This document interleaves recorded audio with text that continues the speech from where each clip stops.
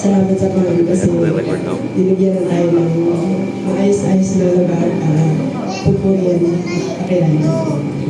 Wala po sa lahat kasi may mga pagkakataon na kami ngayon umaranas ng mga struggles sa mga subok. Pero dahil sa biyaya ng Panginoon is na pagkabuhayan ng lahat. Nandun yung struggle yung dahil na hindi na kumais na kaburol. May sakit at karamdaman ako nung yung meron yung nahihilo ako. Na unabusin ipon. Araw-araw kami na mamalingkin ang asawa ko.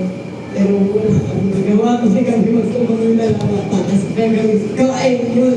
Pero dahil ang Diyos ay mabusin, lagi ko lang pinagkakasin. Lord, nakakasin mo ako. Pagalingin mo ako.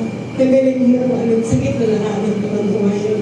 Kaya naharap ako ng asawa ko para sa gagawin ng araw-araw. Pero pagdating na nakakalala sa kanong hilo, is umuwi ako, matutulog. At pero matulog, gising ulit. Ang mamalingkin naman kami kung ano kami ng bayan. Dalaw na kami asawa ko. Lahat ng mga ginawa natin hanggang sa libingan. Diyan na ito. Lahat. Simbahan. Sa maglalagyan. Pati yung bahoy. Pati yung lahat. Kami dalawa ng asawa ko gumawa ng lahat. Praise God. Sabi ko kayo ng Panginoon ng kalakasan. Sa pagkagaling sa Kanya. Puri ng Panginoon. Hallelujah. Thank you po. One more. From Talavera, wala ba? Kung gusto mo share? Wala si Brian? Sige. Once more? One more?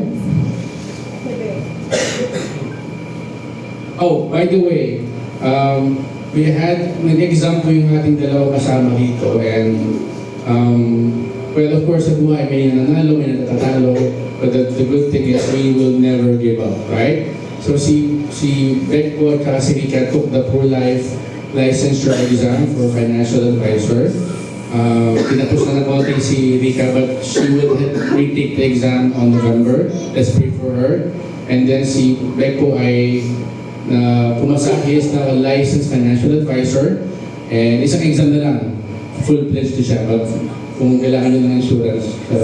So I think Beck, God deserves the glory sa pagkakasama. Yeah.